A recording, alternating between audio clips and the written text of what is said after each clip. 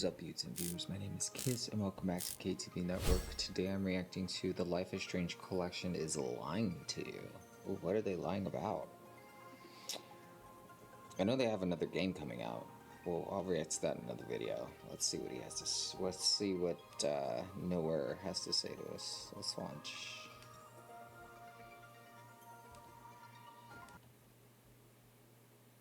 Hope you're doing well. This week's video is another sort of state of the franchise, looking at what's going on in the Life is Strange series currently. So far we've gotten no news about any new releases to the series. Obviously, the most recent game, Double Exposure, left off with the big teaser of Max Caulfield will return, and that sparked a whole bunch of controversy. And I've covered the series, the state of it, and things like that in previous videos, which I highly recommend you check out. But everybody got fired. This one just a little update, and we're just going to go over a recent announcement by Square Enix, one that is really disappointing, and one that just kind of shows where the series is as a whole. I am talking about the Life is Strange collection, which comes out on October 2nd.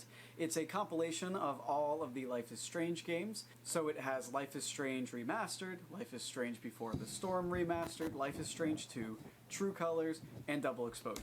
I personally think the Life is Strange games prior to the remasters, the remaster.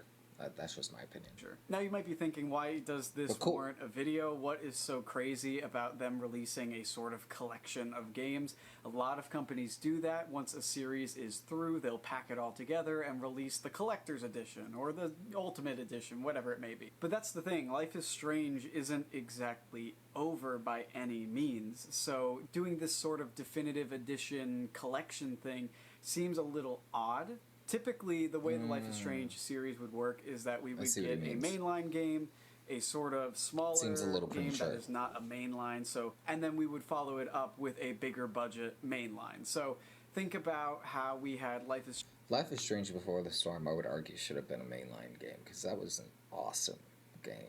Life is Strange 2 pissed me off. It felt like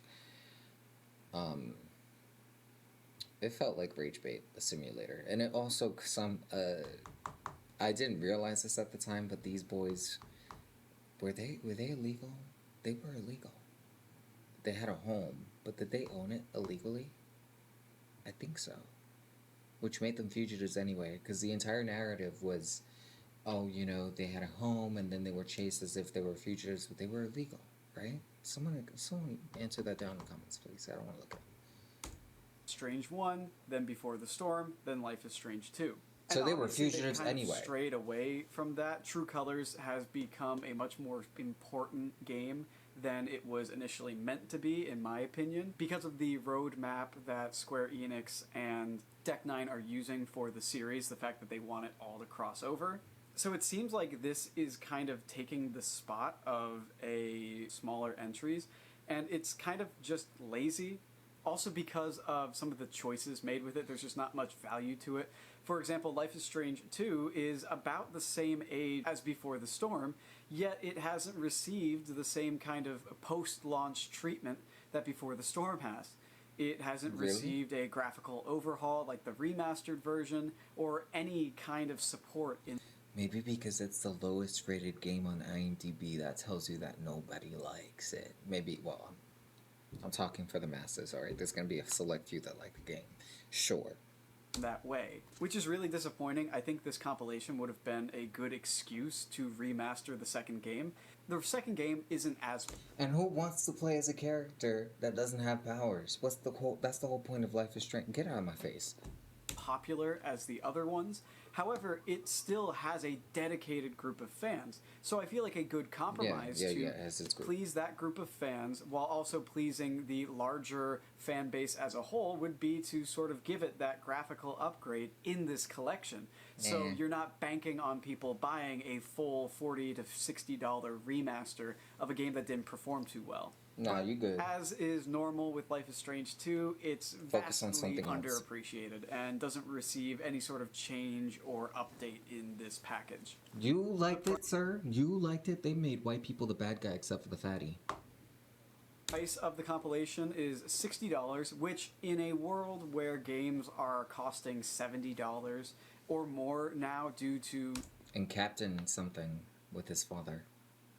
quote-unquote developer costs or whatever the excuse may be, is somewhat refreshing.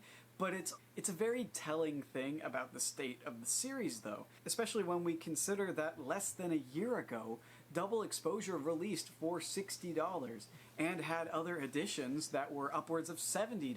Yeah, that However, was that's all being ridiculous. packaged in this 5-game compilation. And as we've gone over, Life is Strange Double Exposure wasn't a huge disaster financially. It performed well. It sold about as well as True Colors did. However, between the marketing Did it? costs, the cost of developing the Colors did, financially, it performed well. It sold about as well as True Colors did. However, between the marketing costs, the cost of developing the game, it just, they put too much weight But True into Colors the was an game, awesome thinking game. that it was going to perform like a huge AAA title when, in fact, it just did well. But that's not good enough for Square Enix. No, it or did what they okay. expected, because they had the return of Max Caulfield, so they expected huge numbers, and it just... Expecting huge numbers and not fully fleshing out a game, that's like, it wasn't even on par with, they're trying to set up this whole Marvel Universe situation. It wasn't even on par with, like, the storytelling of Avengers Infinity, that in the first one. Hello? just did It was well. rushed. Not that kind of insane, biggest game of the year kind of way, which ultimately led to the developer and the publisher being disappointed. But it's And fired. possible that the damage was worse than we thought, considering that it's already being packaged in a sort of discounted form. I remember when True Colors came out, it was a very short amount of time before they started running discounts on it, which is very, very rare for a big game like these.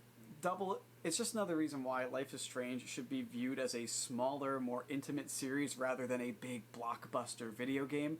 If they had sort of tapered their expectations That's and true. drawn back some of the expenses that they were using to push the game, I feel like it would have made them internally a lot more happy because of the financials of it. That's true, I keep forgetting that.